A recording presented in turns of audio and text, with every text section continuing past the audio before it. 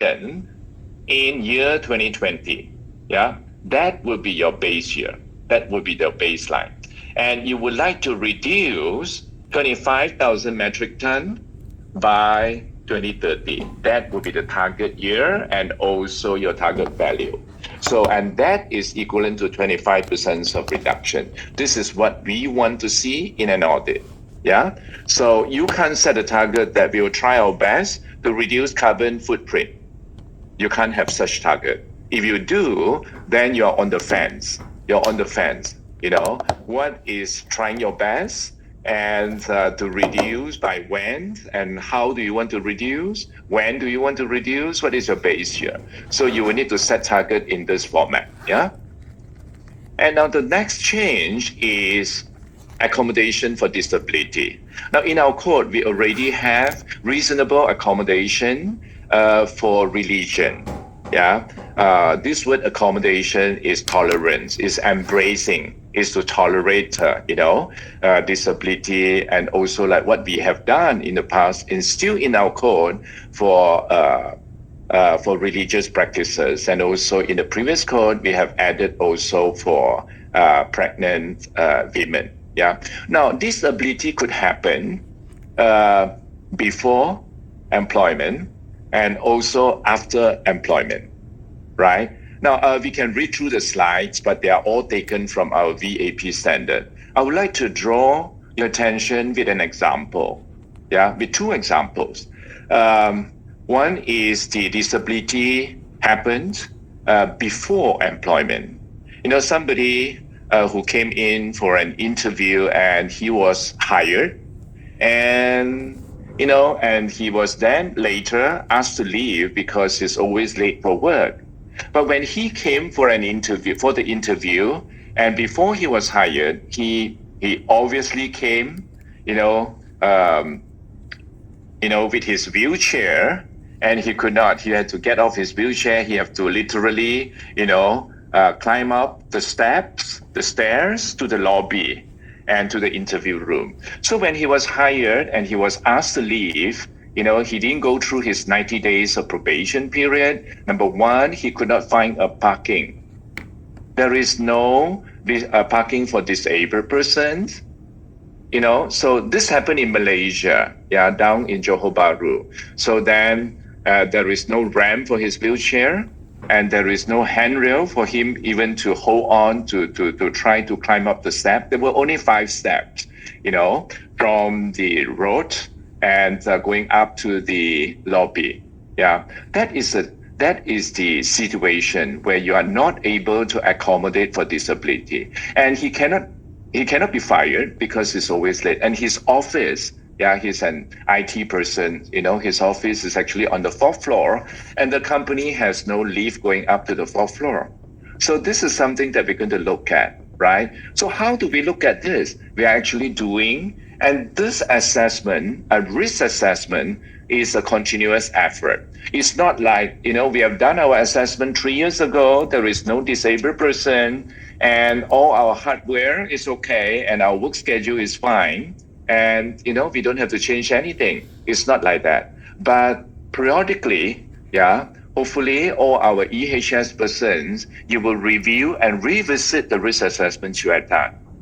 There's another case. Is this person, she is classified as disabled because of an accident, of an industrial accident that happened in the facility, in the factory. And after maybe 180 days of rest and absent from work due to her injury, and she came back and she could not put on the safety shoes. She could not. No way she can put on the safety shoes. We have 2 options. Either we rotate her out to another function that she is competent that does not require safety shoes. Otherwise, you will have to tailor-make or custom-make a safety shoes for her. Obviously, option 2, as we explored, when I work on the ground with our auditee, is not feasible, so we have to say that we have to rotate her out. It's exactly the same requirement. There are certain tasks that we have to assess the risk assessment, whether or not the task is exposing pregnant lady into various kind of risk. Example, radiation. It could be also the chemical that the task is requiring. Yeah.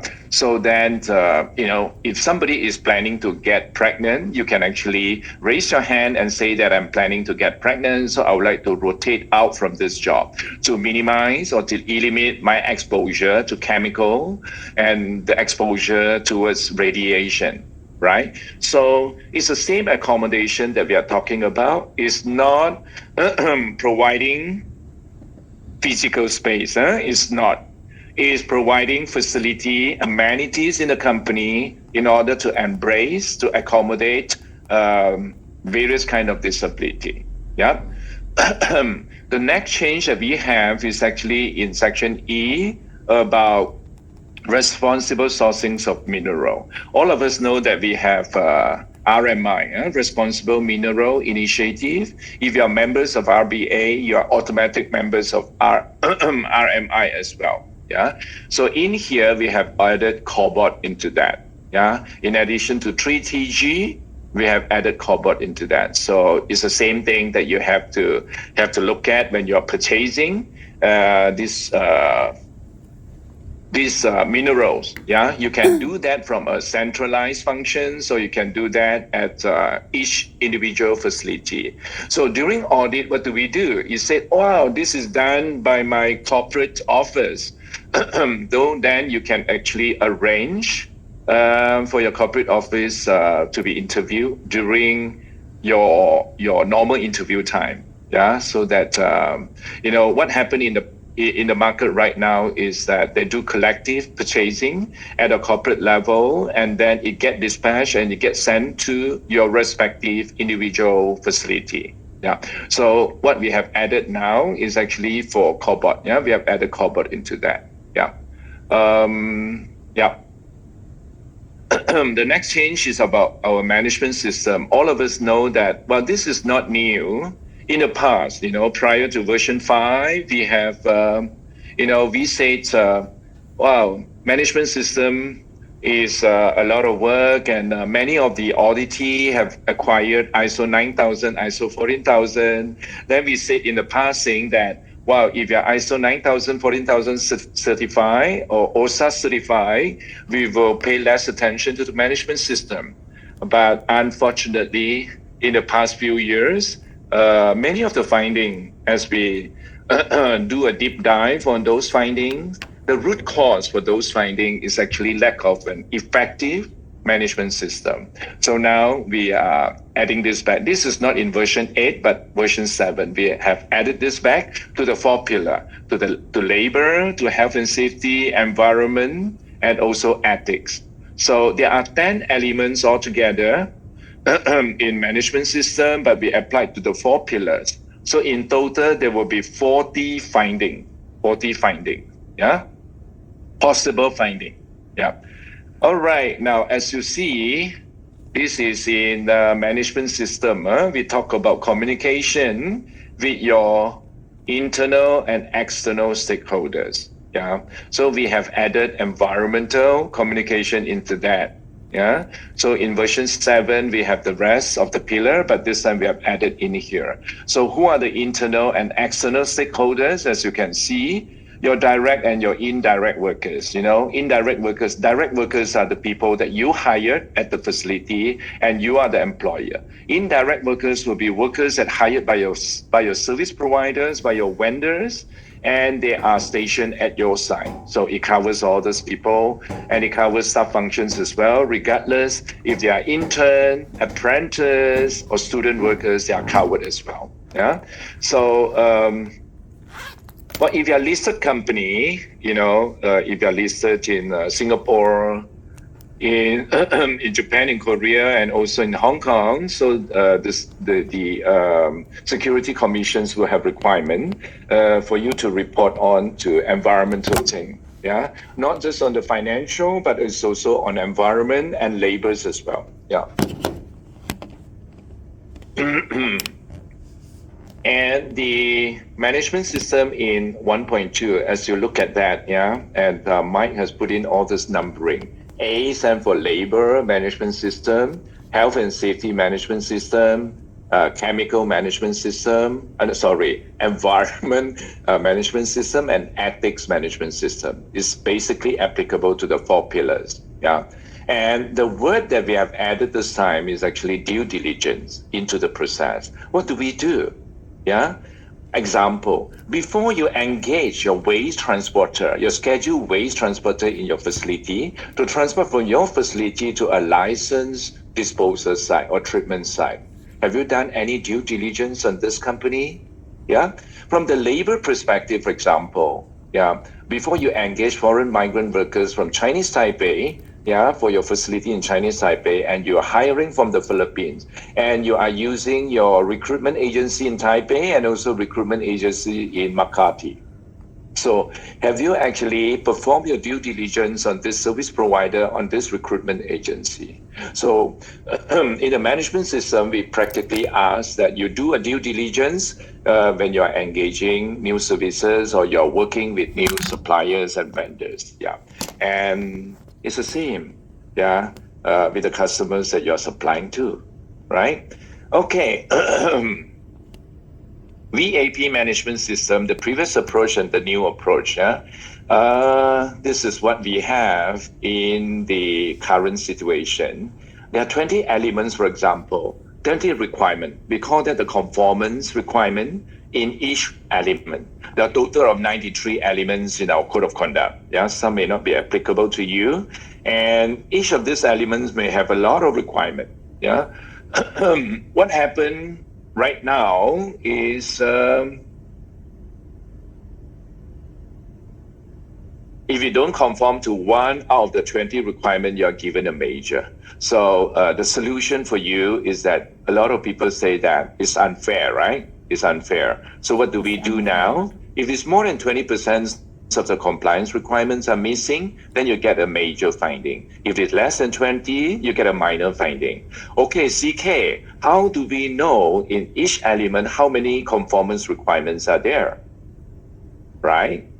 So it could be 19%. What do we do? It could be 21%. What do we do? So how do we calculate the conformance requirement? Yeah. And this is very good. Thank you to Mike. And in here, Mike has taken a screenshot from AM, yeah, point 3. Yeah? This is communications about labor section management system. So if you look at the arrow, the blue color arrow, this is where we are calculating the conformance requirement. Yeah. So in the past, if you have not done anything, example, your stakeholders for communication, you have excluded the learners, you have excluded the apprentice, you have excluded the intern, then you get a major finding, right? So this is what happened in the past. Well, in the recent past, I would say. But what is the new thing? So starting from July 1st, 2024, this is very useful for all of you. Now, based on the 14 requirements that we have calculated, if you have 20%, 14 times 0.2, that would be 20%. Yeah. So if you have more than 20%, you will get a major. If you have less than 20%, you will get a minor. So this is a good news for you. Yeah. So what is the message from us in today's webinar? When you read through the VAP standard, which is, you can download that from our website. They are translated into, Korean to simplified Chinese to Japanese and to Spanish. You can actually download and read them. Yeah. So this is an example, and that's it about the code changes. Yeah.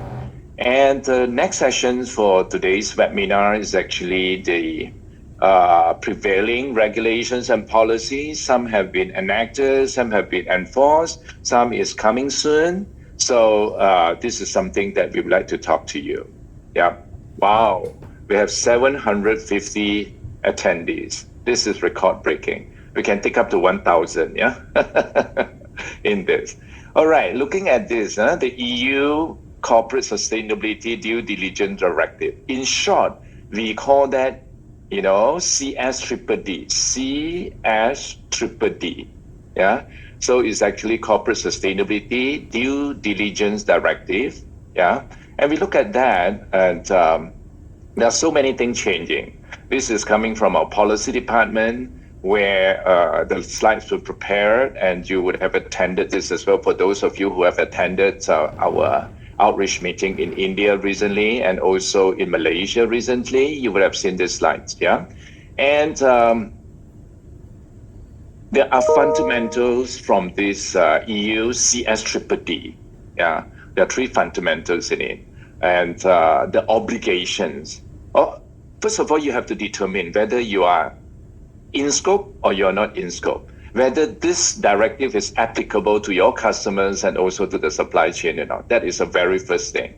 Now, if it is applicable to you, these are the fundamentals of the directive. Yeah. Don't worry, I would not have answered for the 750 of you, but you would need to work with your sponsors. There are 5 sponsors for this training, for this webinar. You will need to work with your customers and to find out if that is applicable to them, whether you are in scope. Yeah.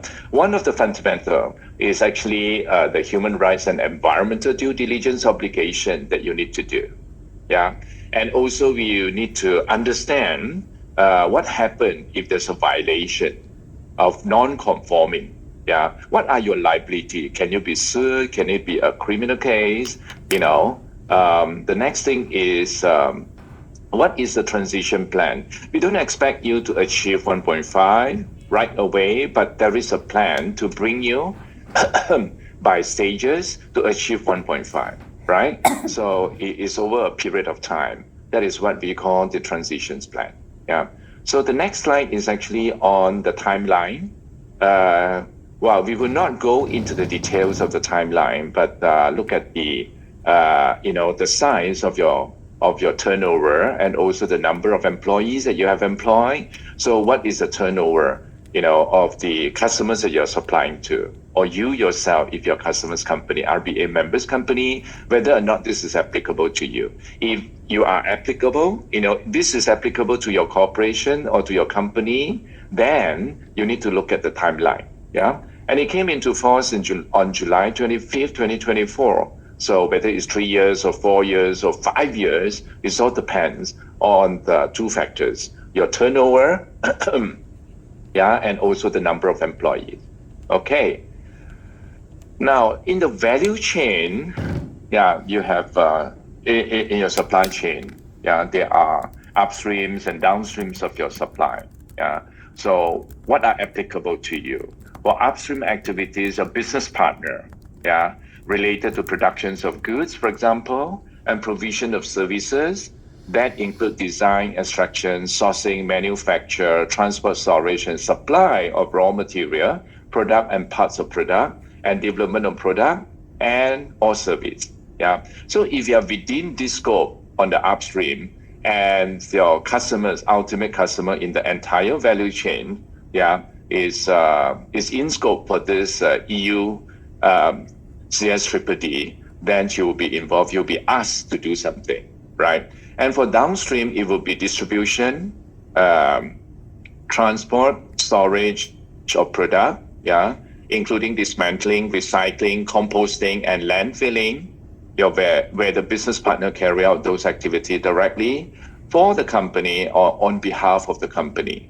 Yeah. So this may affect, a transporter who is, transferring all this product. Yeah. But there is an exclusion, sales department and also the end user, the usage stage, yeah, will be excluded from this. For example, I buy a HP printer, or, I'm a user, so I will be excluded in this. Yeah. And in CS triple D, our obligation, what is our duty? Now, this 6-step things is applicable in so many tools that we are going to introduce to you. Yeah, in our responsible recruitment due diligence, we adopt the six steps tools as well. Yeah, but in here we talk about embedding your policy into your current management system. Some company may have a standalone policy for so many things, for environment, for health and safety, for RBA, for ISO 9000, all kind of policy. So maybe you want to embed the new thing, whatever that is coming into your policy. You may have subsections into that in practical. But what we are trying to say is that embed them into your current system and ensuring that there is no contradiction. Yeah, one policy says A, another policy say B, and A and B are contradicting. Yeah, so the next step is actually to identify the impact. What is the worst case scenario if something goes wrong, right? So then you prioritize your thing. There's a lot of things that we need to do, but what are the low-hanging fruits? What are the things that we can do immediately? Yeah, so you need to do some prioritizations. Yeah, and thereafter you need to take action. If you have identified the risk, the effect or the impact, the level of impact that if something were to go wrong, then how do we prevent? Of course, the best thing is to nail it down to zero. Zero risk is the best, but in actual fact, in reality, it is very difficult. So what do we do then is to minimize the risk, yeah, into a level that you can actually accept, yeah. And anything that is not right, you have not done right. So what do we do? You need to do remediation. Examples, yeah. And for companies in Singapore, in Thailand, in Malaysia, in Korea, in Japan, in Chinese Taipei, that you have hired a lot of migrant workers from wherever that is allowed by your local law. And suddenly you found out that they have paid fees. Example, yeah, our Pinoy workers have paid 60,000 peso to the agents in Makati. So when they arrive in Chinese Taipei, during your onboarding training, and the workers say that, sir, your company policy, our company policy say that is zero fees employment, but I paid 60,000 peso. What do you do then? Get it right. Anything that is not right, you want to get it right, do it right. That is what we call remediation. Okay? Now thereafter, you may revise, some of the remediation action could involve, revising your policy, revising your current procedures, or if you don't have a procedure, you may want to establish a new procedures. Once you have done that, how do you then engage your stakeholder? As we said, your external stakeholder and also your internal stakeholders. How do you then engage, right? Now, a lot of people, suppliers say that, wow, we don't go to the customers, we don't go to today's sponsor, the 5 of them, unless they ask us. Well, I think that is not right. Yeah, you should be proactive. If something good that you're doing, if you have, identified some gaps, you should go to your customers and say that way, look, we have a gap from our internal audit, and we intend to do this to get it right. I think this is positive. Yeah, there is no need to hide because you're on the same boat. We are on the same side.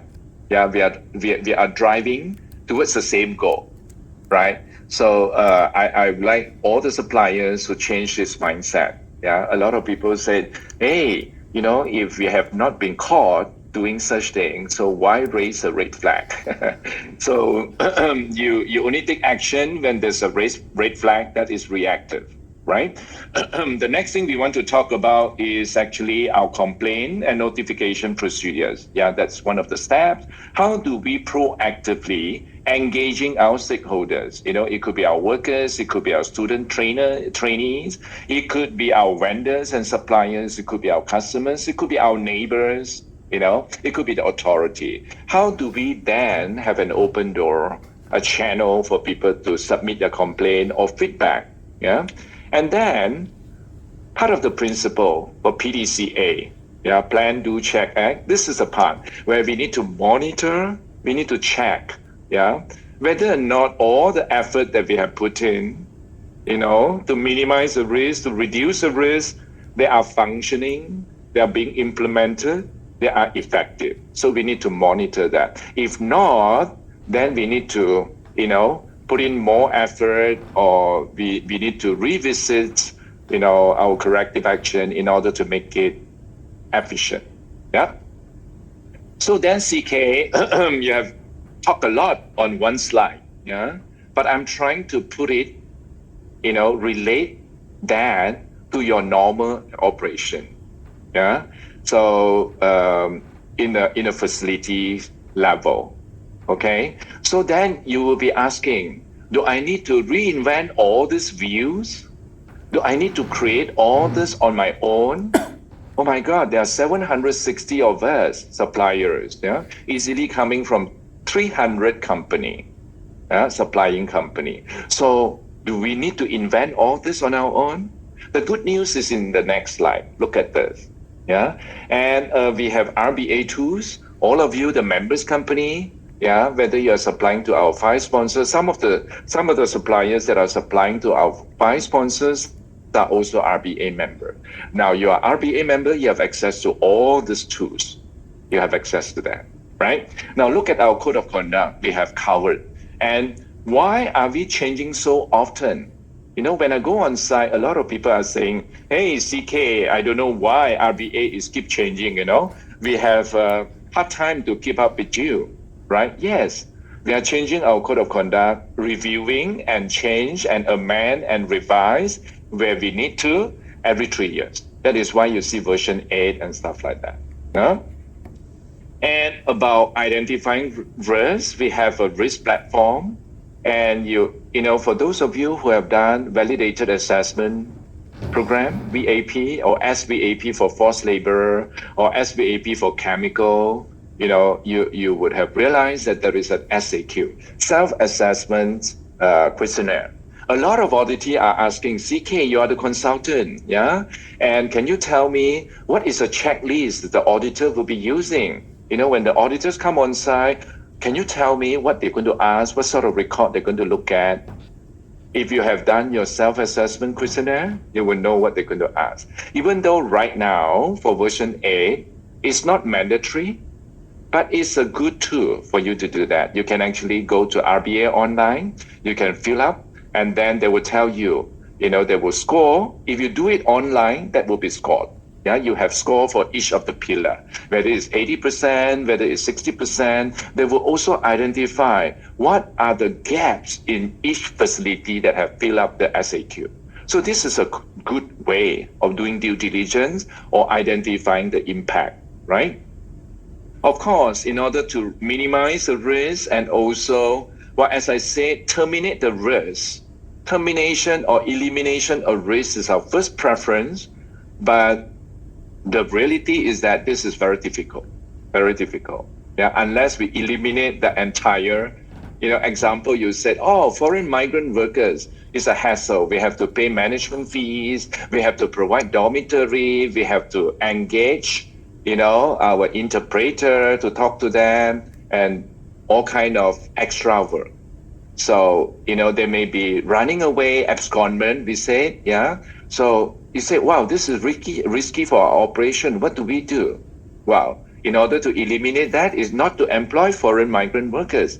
But unfortunately, for those companies or countries that are engaging a lot of migrant workers, we have no choice because there's a labor shortage in the market, right? So what do we do then? We minimize it. Yeah, we have proactive action to minimize those things. Yeah, in CAP, that is RBA's terminology in CAP, but don't take it literally as corrective action. In CAP itself, it talks about 3 things. Yeah, correction. If you do something right, you do it right again. It's called correction. I spilled a can of chemical on the floor. Wow. Okay, I clean it up. I dispose of all this recovered chemical. That is a correction, but you cannot prevent it from happening again. Things that had happened in the past is likely to happen again. So the action that you're going to take is actually corrective action. Corrective action is to prevent something that happened in the past from happening. That is the second action. Now, the third action is actually preventive action. If you are supplying to automotive, we'll be talking about predictive maintenance, right? Like the aircraft, automotive industry, we are talking about predictive maintenance. So in ISO 9000, we talk about preventive action. We are talking about preventing something that has not yet happened from happening. So there are three actions in there: correction, corrective, and preventive action. So in here, RBA has a tool. Yeah, in our VAP standard, if you look at our operation manual, we talk about how to do root cause investigation. Now, whatever methodology that you do, yeah, it could be the Ishikawa method, the fishbone method generally that we call them, yeah, or the 7Y method, or the 6M method for those of you who have been to business school, yeah. So any method that you use, you need to do root cause investigation. Otherwise, you are only doing correction all the time. Now, I give you one hint to go back to all your internal audit finding and look at the root cause. It would be near miss. They were so busy. They have forgotten something. Those are excuses. Your corrective action would be, okay, we will remind the workers. Okay, now we will do refresher training. Hey, if you do the repeatability of your finding, if you analyze, this is another level how you should do your internal audit, not just perform the audit and come up with finding and report to your management in your management review meeting saying that, oh, in this audit we have 82 findings, we have closed all of them. I think if you look back, how many of these findings are repeated findings? If they are repeated over time, meaning your corrective action is not done. It's not well done. It's not effective. Why is it not effective? Because your root cause is not done correctly. Yeah. So we have that too. And on top of that, we have a responsible factory initiative. Allowed me to do a bit of marketing. And we have a department. Yeah. There's 1, 2, 3 maybe. Yeah. And we also have a lot of internal and external resources to help you in this journey. Responsible Factory Initiative is actually a journey, and to train factory to be in compliance with RBA's requirement. And at the end of the journey, well, you'll be recognized, but it's a continuous journey. It's never ending. There's no finish line. Well, there is a stage that you need to finish, and factory will be rated with 1 star, 2 stars, or 3 stars. Yeah, for those of you who are interested, please go to our website or reach out to the sponsors. They will introduce this to you. But there's a small fees involved in RFI. Advisory services is where I am now, together with Mike and some of our external experts that we stand the program here, but it's a chargeable service. Okay. On top of that, look at our workers' voice. Yeah.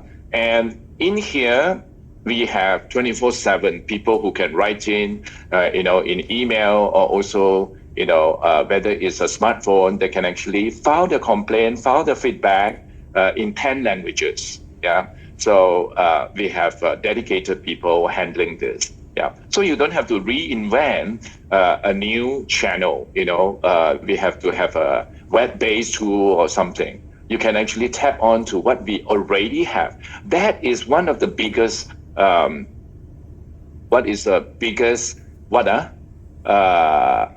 advantage of joining the RBA. Okay, so, and we also have the guidance. They have all kind of guidance, that we are publishing. So there's a lot of literature that we have published so far. Yeah, so for us, in order, to prepare ourselves to be in compliance with the CSDDD. So first of all is to look at the applicability, whether or not it's applicable to you and your business partner. Okay. Now, if it does, then we need to assess our alignment. What we already have, and what else do we need to do in order to comply with that, right? And then you can't just do it on your own because it's in the value chain, it's in your supply chain. So you need to train your suppliers, you need to train your business partner, and also to conduct your risk, and you prioritize the risk and also take action towards that. Yeah. So now as of now today, CK, CS-DDD, and RBA code, are we in 100% compliance? Look at the standards, yeah? CS-DDD in green, there are three colors here. In green, that means we have addressed it. Yeah, we are in full alignment. Okay. Now in pink is we have something, but it's not completely aligned with that, right? So like living wage, we say something, but it's not there. Yeah, and we will need to address this. Yeah. In the red box, it doesn't look very red, but it's red. Yeah. So there's green, pink, and the red. In the red box, we don't have such thing. So what are we going to do? You can actually already imagine what the VAP team and also the working group. Yeah, by the way, Juan Carlos, our VAP senior director, has organized, US-based work group and also Asian-friendly work group. I would like to encourage all of you to join those work group. Yeah, for members company. Now, will not go through that, but if you look at the pink one, yeah, working condition, adequate living wage. Yeah, this is something that we have not done that yet. Now, living condition, condition of work, yeah, adequate living wage and stuff like that is partially there, but it's not there. 100% not compliant. Not yet, yeah. And there are issues like biodiversity. This is a big topic. We talk about biodiversity. We talk about flora and fauna in the place, in the area that our factory is housed. How do we prevent those things? Well, this is in ISO 14000. So if you are complying to ISO 14000, you are likely to comply with this, yeah, to avoid and to minimize adverse impact. So this is something that we expect, to come into the next revisions of our code, right? So, forced labor situation, which number am I in? We talk about ban from EU market on goods made with forced labor. Yeah. So what is the scope? Hey, CK, a lot of people are telling me, CK, why do we need to do all this? I'm operating in Malaysia, I'm operating in Singapore, I'm operating in Taipei, I'm complying, I'm 100% complying with the rules and regulation in the country, in the area that I'm operating. Why are you talking to me about EU? It's because your customers are exporting their goods to EU and also to importing countries. Yeah, the importing countries will have regulations, and it applies to all of us, everybody. Yeah, and you could have a sanction as in very difficult. Yeah, so your goods in a container arriving at the harbor, or then if there is any allegation or suspect of forced labor, your goods could be on hold. Yeah, there are various type of rules and regulation. You are generally given 6 months to clear your name to ensure that there's no forced labor. You will engage a third party like us to do that. Yeah, and if found guilty, they say that there's a proven forced labor. You have two options: you take back your goods, or then they dispose of your goods. A lot of people saying that will the government in the important country sell our product in a secondary market or in a black market? No, they would not do that. Yeah, they would dispose of, as in destroying, if you are not taking it back. Yeah, if you are taking it back, then you have to pay for the transportation and the shipment. Yeah, all right. And the procedures for this forced labor regulation is to do an assessment, and then after that, official investigation and decide whether or not there should be a sanction. After sanction, you need to take a corrective action. They'll review again whether to lift that sanction. Yeah. And import and export ban is something that we want to avoid, and also to avoid market withdrawal. You'll be phased out. You'll be phased out. So this is all important, not just to you as a supplier, whether it's tier 1, 2, 3, or 4, but it's important for the whole value chain. Yeah. So, and am I going too fast? Because this is module 2 for forced labor. Maybe we can come back to here. Now, during COVID, How many of you are from Malaysia? Yeah, there are many of you, huh? All right, many hands. Okay. I can see all of you, my countrymen. Huh? Okay, now many of our goods, when we export to the American market and also to the European markets, you will hear saying that even in local media, there's a forced labor. Yeah. And in other countries, they were not paid minimum wage or they don't comply with the minimum salary, and overtime premium is not given, yeah, or excessive work hours. In Asia Pacific, the most stringent with the least overtime limit is India. How many of us are from India? In a quarter, your overtime limit is only 48 hours. A quarter. Yeah. Second in the in the ranking is our country in China, where you have 36 hours of overtime in a month. Yeah. Well, top the list with the highest is Thailand, and second is Malaysia. The local law allow 144 hours of overtime in a month. So this is excessive. This is part of the forced labor. Yeah. In the next module, we'll be talking about the 11 indicator of forced labor from International Labor Organization. But before that, I would like to paint the backdrop. Yeah. Talking about the reality in real. You say, wow, this is far too far away from us, CK. You're talking in the cloud. It's not related to us, And in Chinese language, we say 不接地气,纸上谈兵不接地气. But I'm going to say this, that this is real, right? Many, Malaysia, we have exported a lot of medical gloves, yeah, and the share price has gone up, maybe 10 times or 20 times compared to before COVID, right? So, and many of these medical gloves, yeah, they have sanctions on these gloves because of forced labor. And so why, CK? We never force all these people to work. They are willingly coming to our factory. In fact, we hire them in from this country, that country. We have workers from Indonesia, Vietnam, Philippines who work in Chinese Taipei, our factory, and we pay them overtime premium according to the local law, 1.34 or 1.66, we pay overtime, right? And we also provide dormitory, yeah? So why is there, such allegation of forced labor? We comply 100% with the local law. Example, yeah? Let me just draw a few examples. In Chinese Taipei, the local law allows recruitment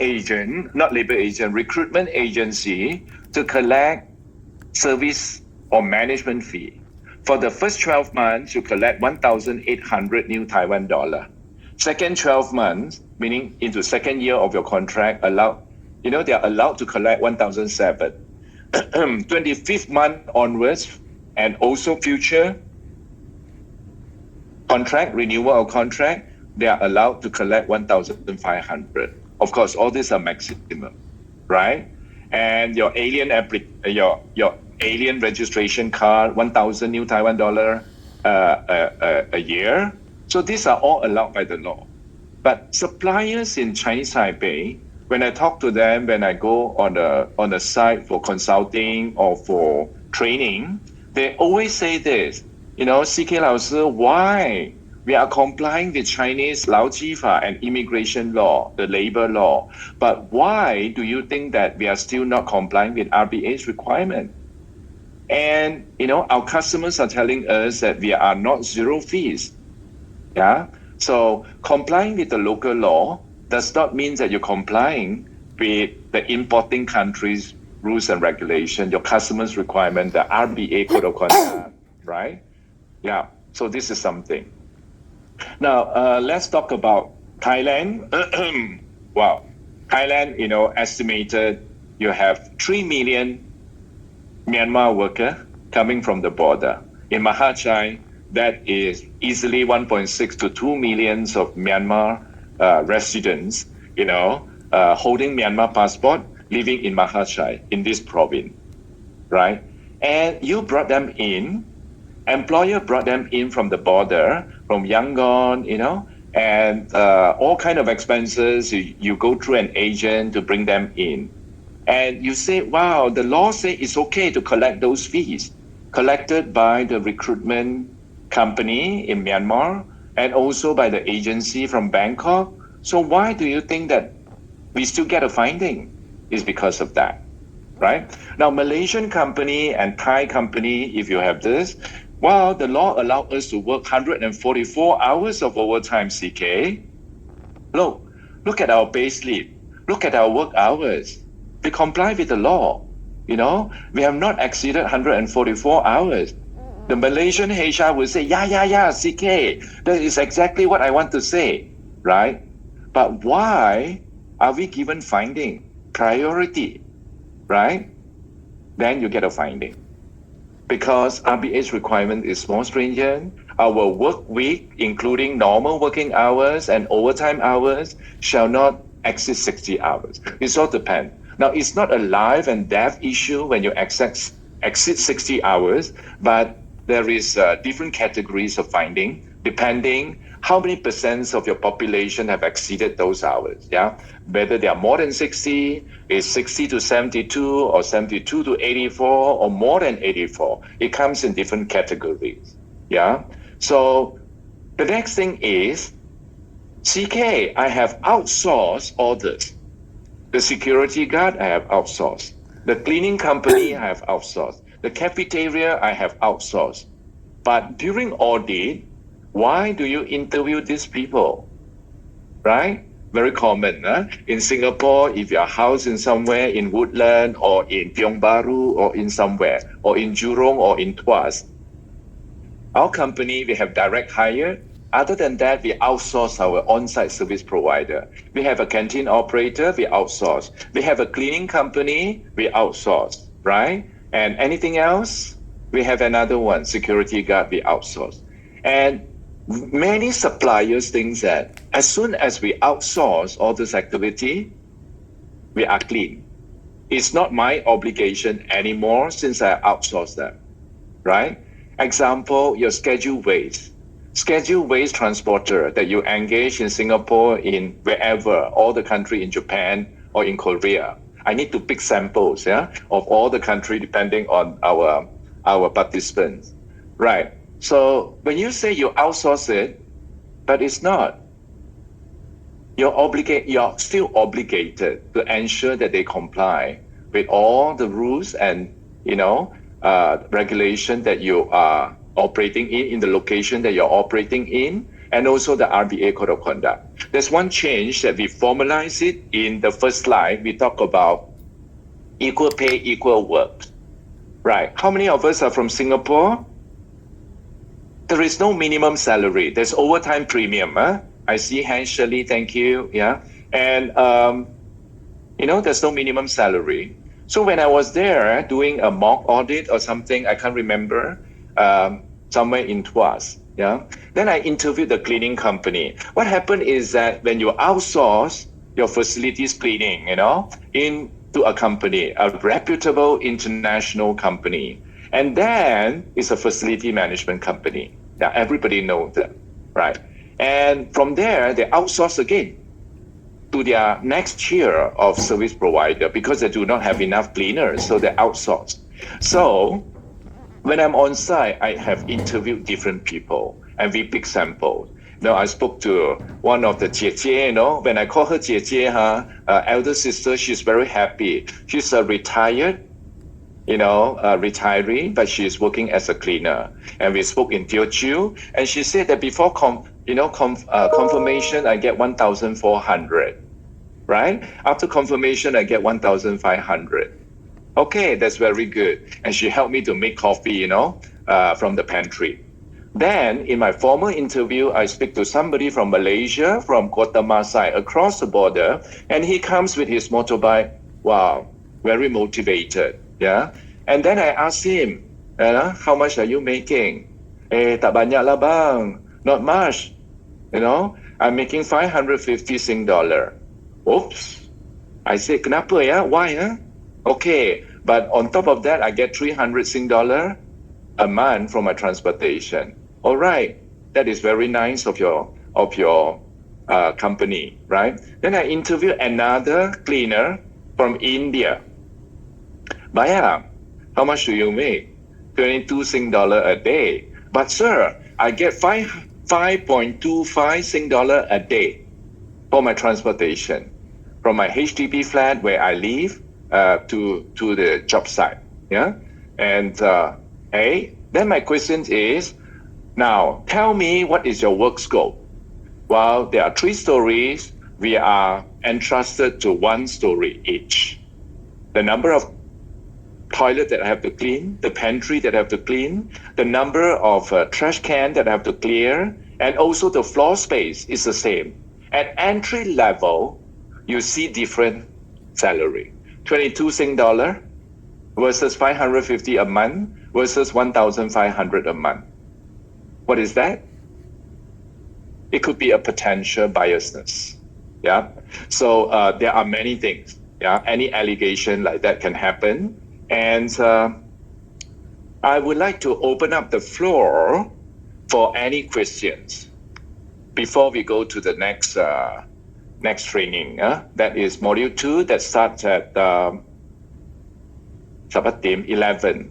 Yeah. Okay. Any questions from the crowd?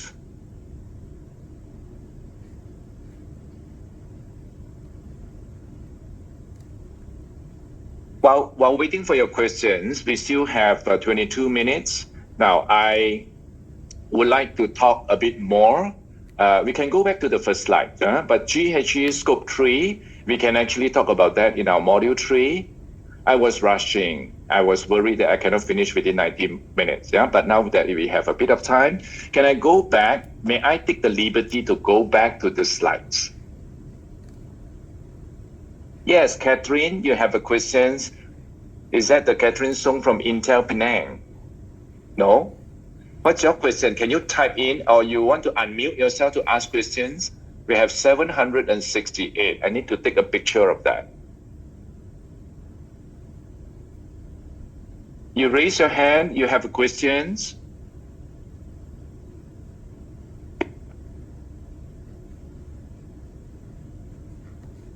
Oh.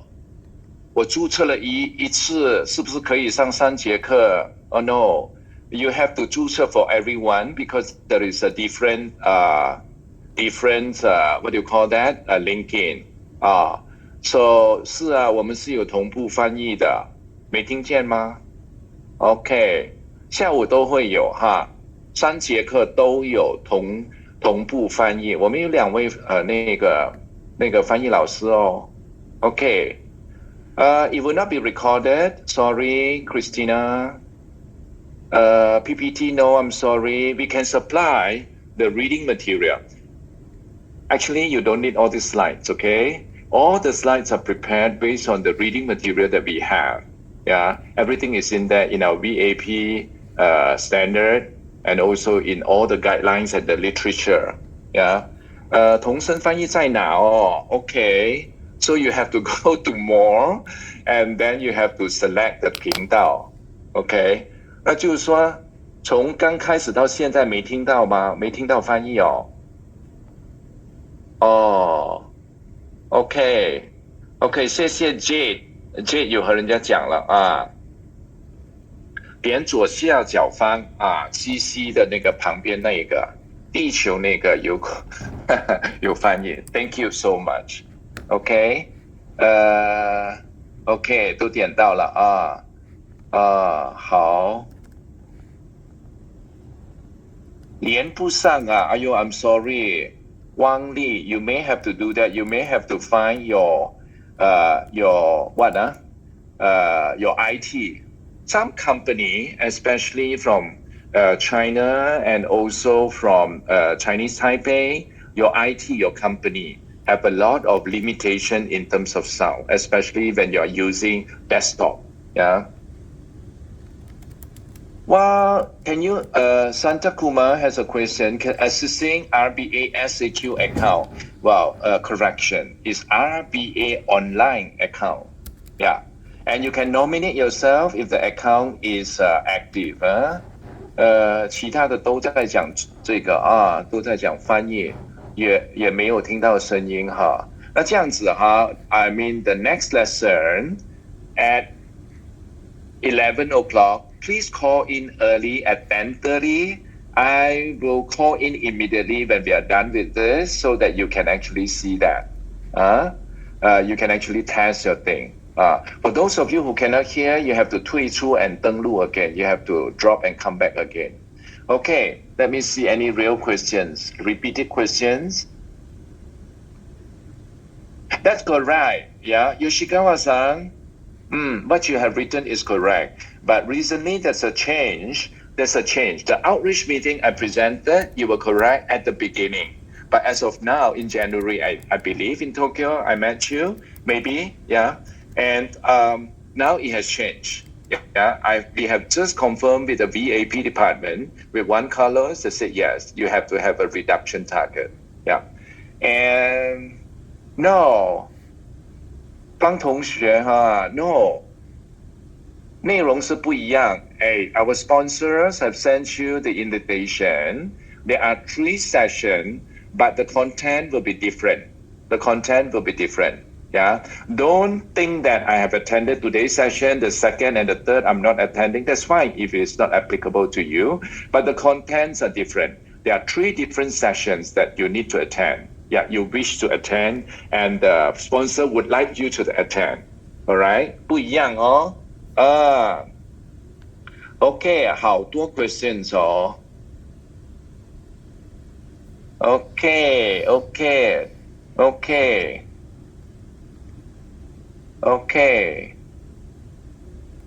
all right. A lot of repeated questions. Yeah. Can't unmute. You're able to unmute yourself. You click on it and unmute. Company has contracted transportation service to pick up and drop off our employees from their home to our workplace. The driver do not stay in the factory all days. We would like to clarify this transportation company should be considered an on-site service provider. Prachi. Okay, now this is about supplier's responsibility. And I'm not sure, maybe it's in the second sessions, but I will just answer your questions. Now, transportation is an important thing. Whether or not they are on-site, we are talking about if they are permanently on-site. So this is the catch-22 questions. A lot of people like to beat the system by saying that, they just drop and then they are gone. No, they are like dispatch, your courier service, your Lazada, your Shopee, your 快递, dispatch boys, they come and drop off the goods and then they are gone, right? So same goes to your transporters. They drop your workers and then they are gone. It's the same thing with your components and your finished goods transportation company. The truck will just come, load and unload, then they are gone, right? So it all depends whether or not they are considered as on-site service provider, whether they are on-site or off-site. I think supplier's responsibilities falls into risk assessment. What is the risk exposure to you to make sure that they comply with the RBA Code of Conduct and also the rules and regulation in the country that you are operating in, right? It's risk-based approach. It doesn't matter if they are on-site or not off-site. Yeah, but to answer your questions, it's likely not because they drop off the workers and then they're gone. But that doesn't mean that, Prachi, that doesn't mean that you don't have to do any assessment on them. Yeah, but you need to. There's a lot of issues, right? Now, workers have complained to me when I interview them. They say that, our salary have been deducted because we were late for 45 minutes and they deduct 1 hour. First of all, the quantum of deduction is wrong. And the reason for deduction is also not attributed by the workers, right? And they came with company bus and the bus were late because the driver were late. Yeah, that you are not allowed to deduct, right? And there could be other issues with your bus drivers. Yeah, is your bus driver irregular or regular? Sometimes I don't know about other country. Our long distance buses in Malaysia, maybe you take a bus from Johor, Johor Bahru, and all the way up to Penang Central. The long distance bus drivers, they could be irregular drivers. You never know. So you need to conduct. They could be, subjecting themselves into some kind of substance abuse. You don't know, right?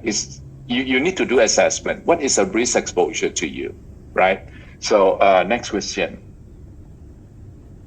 I already explained 10:08. Oh, maybe I explained that.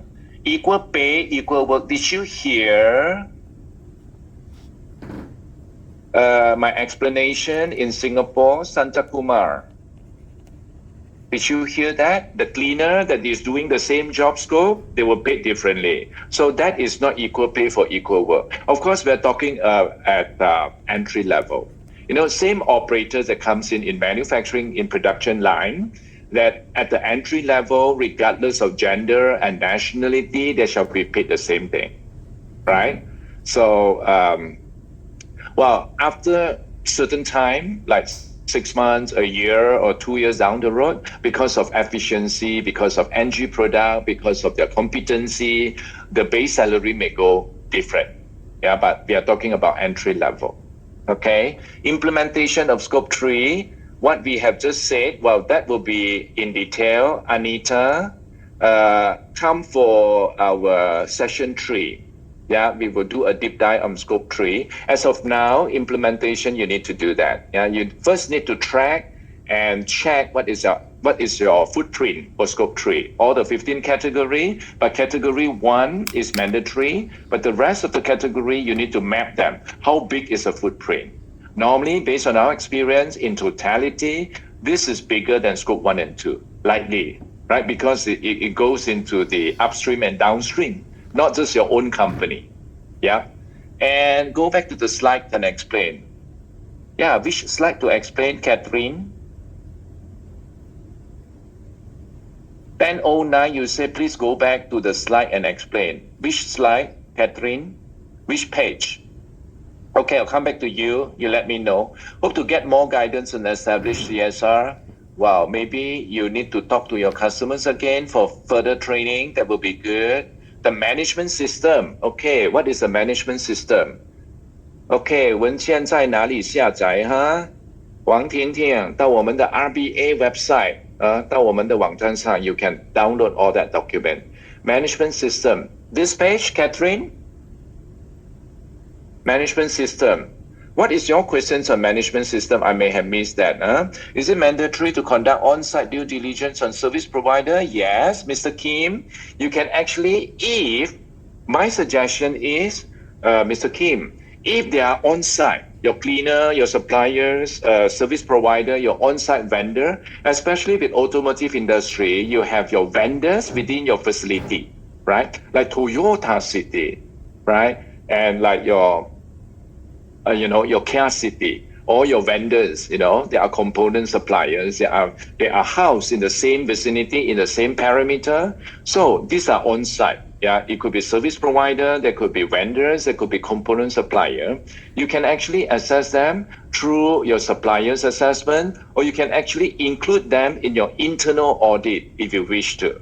It's a must.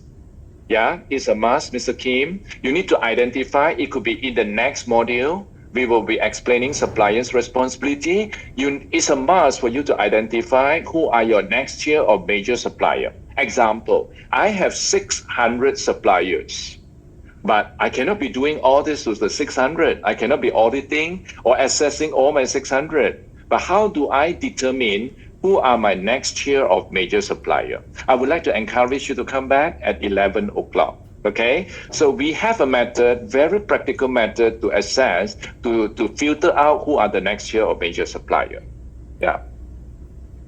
Anita, I thought I saw your question just now. Anita's question was on what? You have engaged a transportation company. It's the same thing. Jaslyn?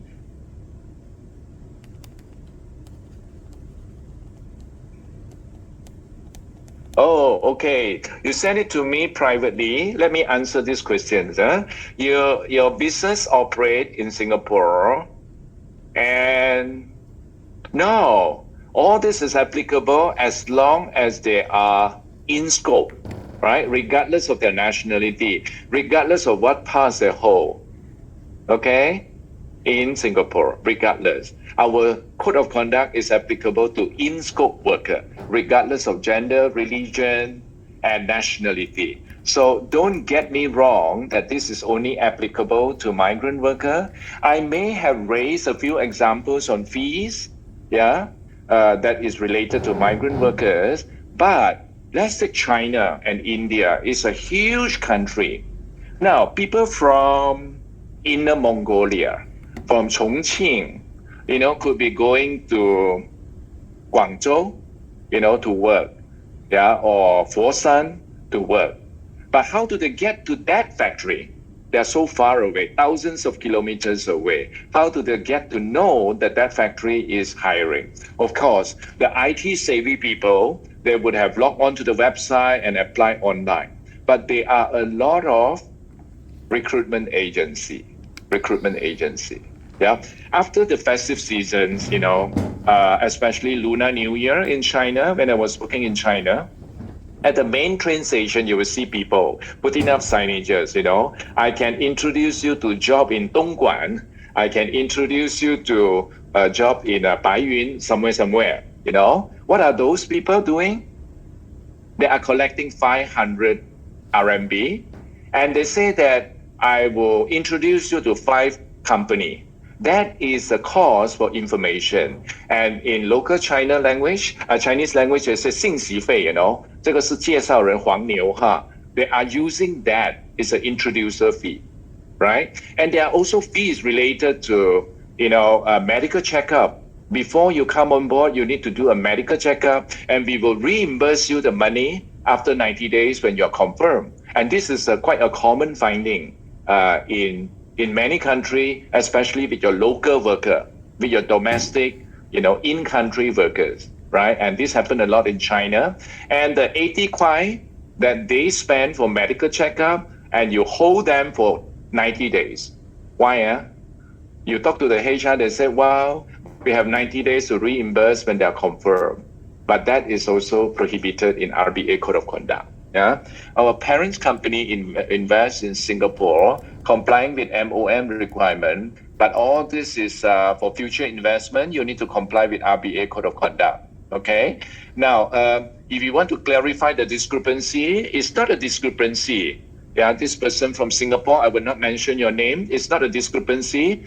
We are operating in a situation, even though your factory is in Singapore and you comply 100% with MOM's requirement, Ministry of Manpower's requirement in Singapore, unfortunately, your product, your services will be exported out to various countries. Therefore, you need to comply with all kind of requirements.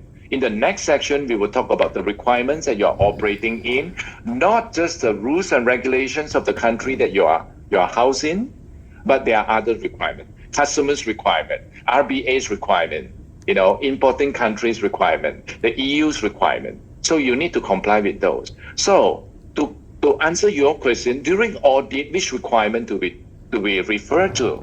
You need to refer to the most stringent requirement. Example, in Thailand, the overtime is excessive, right? And in Thailand, security guards and the railway gatekeeper, in a railway, that you open up the gate and then you put sound, cling, cling, cling, cling, train is coming through, you block the road. So this gatekeeper, or in a hydro plant, this gatekeeper, according to Thai labor law, they are not entitled to overtime. It's no overtime. Yeah, no overtime premium. If you work 12 hours, you get 12 hours salary. That is in Thailand. Of course, they have provincial differences in terms of minimum salary, but RBA code came in code 8. We said minimally you have to pay 125% if they are working overtime outside the normal working hours. All countries has got overtime premium except for this one. In Thailand, yes, other works like production workers and all that, you need to comply with 1.5. Well, so you can also argue for factory in Thailand, well, this increases my, cost of operation, my human resources cost, right? Because of the 1.25 for my security guard, right? So the local law say no, but RBA code say minimally 125. So which is more stringent? Which is beneficial to the worker? Yeah. 125 is beneficial to the worker, and that is more stringent. Therefore, during an audit, if you don't pay your security guard in Thailand overtime premium, you get a finding. It's the same thing. Coming back to our colleague from Singapore, that is a situation. You can argue with your customer 100% complying with MOM. We are good corporate citizen, in Singapore, and I still get finding. Okay, I'm sorry. This example that I gave in Singapore in cleaning company is a finding, right? Yeah. So you will need to do a gap analysis, what you are operating right now versus the most stringent requirement that you need to comply with, if it's applicable to you. Find out the gap and then close the gap. That's the answer for you. You can engage us from the advisory services. I'm more than happy to do that for you, but for a fee. Okay. Next is for employment benefit. Does the same benefit apply to all level? No, but it all depends. Yeah, if managers and operators, managers are knowledge worker, Jack. Yeah, managers are knowledge worker. They are professional. They are executive. They are not in scope. They are out of scope. Looks like sponsors, all the 5 sponsors.